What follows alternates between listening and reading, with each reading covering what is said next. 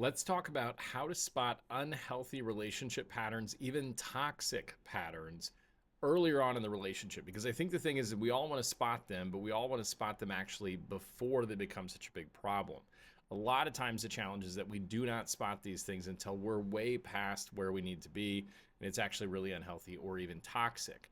But let's first start with just this term toxic. There's sort of a challenge with terms like toxic. And one of the challenges is that it makes it really easy to hide behind that. And so the challenge is if we label somebody else, it actually, I mean, it helps us, right? Because we know how to identify somebody or identify the way they behave. And so it simplifies things. And yet the challenge is we don't always know if it's accurate. And sometimes we call somebody toxic. And that just means that then we don't have to take responsibility for our own stuff. So I just want to start out with I might use the word toxic in this discussion, but at the same time, I want you to understand that it's really something we have to be careful about because a lot of times we just sort of slap this label on somebody. We say, well, you're a toxic person or this is a toxic relationship.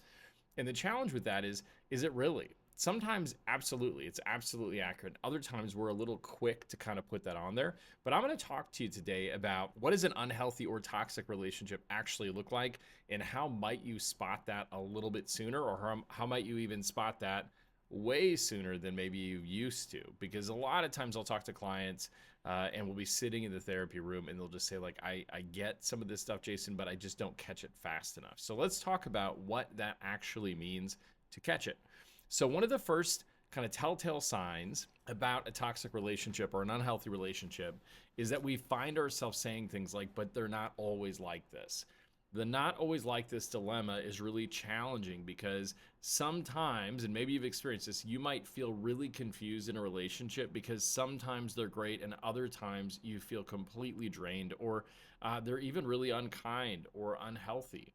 And so what happens is that we kind of show up and we go, you know what? If they were always like this, I would leave. It'd be really simple, Jason. I would walk away from the relationship. But the challenge is, and I hear this a lot, the challenge is they're not always like that. Sometimes they're great. And so what happens is we can get a long ways down the road because, again, the psychological term for this is intermittent reinforcement, right? But what we're really talking about is they're not always one way or always the other. If they were always negative, it'd be easy to walk away, but it's the times where they're not, the times that are positive, that make it challenging for us to kind of see through and see it more accurately. And so what happens is we start to stay in that relationship a lot longer than we should. And we stay in it because we're hoping for the good times again. And what you'll find and what I've learned as a therapist is that over time, the good times become less and less. And so that's really the challenge is that early on in the relationship, everybody's on their best behavior. And so good times are aplenty, right? Because we're, again, trying to build relationship. But over time, that dissipates. And what happens is those good times are few and far in between. And eventually, what happens is you're just enduring all the negative times hoping that somewhere along the line you're going to have a better time or it's going to be positive. And so that's one of the first things to look out for is that dilemma of they're not always like this, and that's a telltale sign. Another pattern that you want to look out for is the one-way street. And the one-way street means it's consistently about them.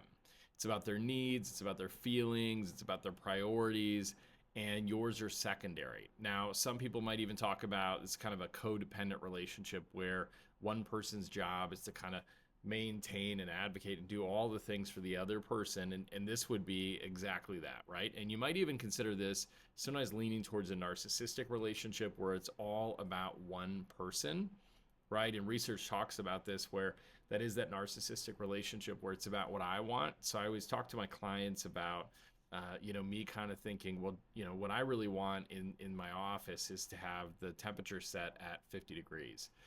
And someone might come in and be working with me and say, boy, Jason, it's really cold in here. And I could adjust the temperature, but instead of doing that, I might say, well, put on a sweater or use a blanket or put your coat on, or I'm always going to look to them to say, you make what I want work for you. I'm not going to meet you in that. I'm not going to up the temperature. I'm not going to make you comfortable. I'm not especially concerned with how you feel. You make it work for me. And so when we get in that relationship that's very one-sided or the one-way street, what happens is we get this predictable pattern of one person trying to accommodate. And if you have some things like anxious attachment or you're a people pleaser, you fall into this type of relationship easily because you tend to connect acts of service and doing things for people as showing love. And so what you don't understand is that if we give that to a person who is kind of one-sided or it's a one-way street, what we don't realize is that they're actually a bottomless pit. And so you can give as much of that as you want, but they will just ask for more. And in fact, they set expectations based on the more, right? So I accommodate one time and I go, well, then we must be really good. And they go, well, that was great. Now do it again, do it again, do it again.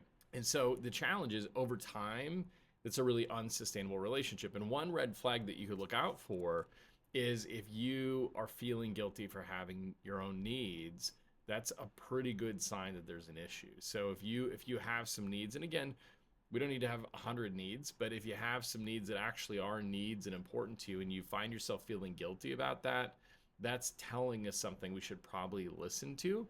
And so we have to pay attention to that, right? And other times you might not see it so obviously, it might not be so overt, but what you might kind of hear is that they're still unwilling to deal with your stuff, right? They still really aren't invested in your feelings, your needs, your emotions, because they're not going to deal with it. So some people do that in really bold, loud ways, and other people just dismiss it or distract from it, but it's important to pay attention. The next thing we want to look out for is that it's an emotional hijack. And what I mean by that is they make their emotions your responsibility. So kind of like we just talked about, the one side is like, well, I've got emotions, and they go, well, you know what, you deal with your own stuff. I don't have to worry about it. The other thing that we have to watch out for is that sometimes they will say, well, you know, I'm angry, I'm sad, I'm guilty, and it's your fault, right? And so that's blame shifting, it's emotional manipulation. You know, Dr. John Gottman talks a lot about this, but at the heart of it, and really simply put, it's like walking on eggshells all the time, because what you're trying to do is to manage their feelings and emotions, right? Because you get kind of recruited into this job of, I have to make them okay. And I don't know the rules, and by the way, the rules change all the time, and they don't really know the rules, but it's my job to manage their feelings. And so I need to be very careful about what I say, what I do, what I think, how I present myself, because I'm always on eggshells. And the other thing is they're probably not going to take ownership of their actions, because again, it's your fault, right? So if they did the wrong thing, or they blew up, or they're really angry, chances are they're going to say, well, you made me do this, right? This wasn't something I would have done. You made me do that. And so you have to watch out for that. And especially in this area is how they respond to boundaries, right? So if you start to put some boundaries and say things like, you know, I'm not sure that's on me. You know, your angry blow up is about your behavior, not mine. If that causes them to explode, right? So now I try to introduce a boundary and they actually explode about that. It's a pretty telltale sign that this is not a healthy relationship for you to be in. About boundaries, you have to kind of pay attention to what happens when I finally say no. So, okay, so I'm in this relationship, Jason. I'm over accommodating. I'm trying to manage their feelings. I'm trying not to have any needs. I'm walking on eggshells. I'm really struggling. I talked about a boundary and they blew up. And now what happens when I finally say no? And this is really tough because they don't want to hear it. They don't want to hear no, right? Because if they had, you would have said it already. You wouldn't be in this relationship. So what happens, and Dr. Henry Cloud, Brene Brown, a lot of people have done great research about boundaries, but the difference between someone who respects your limits and someone who punishes you for them is the hallmark of a healthy relationship, right? So somebody who loves you, someone who cares for you in a healthy way, they're going to hear your boundaries. Now, they might not agree. They might say, like, that's not a thing I particularly agree with, but I care about you, therefore I'm going to honor that. Or they're going to punish you for it. And so when we have an unhealthy reaction to boundaries, that's basically saying, I don't want to protect what matters to you. Okay, so you're telling me with a boundary, because essentially what a boundary is we're marking off what matters and we're protecting it. And so when we tell somebody, hey, I want you to help me protect this thing that matters to me, and they say it doesn't matter, and they have a reaction to that, you kind of know where you stand in the relationship. So what do I do though if I see these things? So you're listening to this and you're going, Jason, are you in my house? Are you in my life? You seem to know the relationship I'm in. I think the challenge firstly is just how do we break this down into a couple steps? And so I've got 3 steps that I want to walk you through. Number 1 is you just name it without over explaining. You do not need permission to trust your own experience and your gut. One of the things that's so difficult when I work with clients is that they have had a gut feeling about a relationship for a long time, but they haven't said it. And there's lots of reasons for that, right? Maybe they've gotten it wrong in the past, or they're not very confident, or they struggle with self-worth. But I'm just going to give you permission that if you're feeling it consistently, you don't need my permission to do that, but you have permission to trust your own experience. If you feel like you're walking on eggshells, that's your experience. So be it. So we need to name it and not over explain. Where people get in a lot of trouble is they say, I sense this is unhealthy. And then they go into a 40-minute long explanation of that. And what I can promise you about that is people are going to argue with you.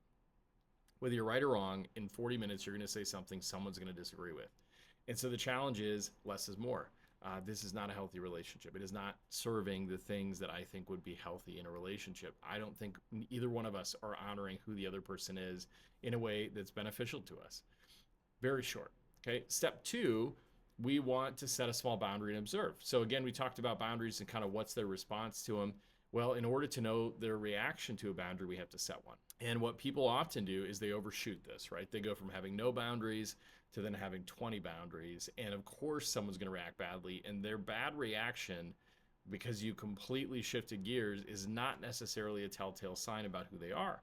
They might just have whiplash because it's wildly different. And so instead of all of a sudden, hey, things are going to be different, there's a new sheriff in town, now I've got 20 boundaries, I'd encourage you just to come up with a small one and see what they say. And then lastly, step 3 is create space to see clearly. When you are in it, is really difficult to see out of it because it's your experience, it's your life. And so it's kind of this idea that we don't really ever understand how our childhood impacted us until we compare it to other people's. And then we go, well, did you do that? Or did you experience that? And they go, no, I didn't do that.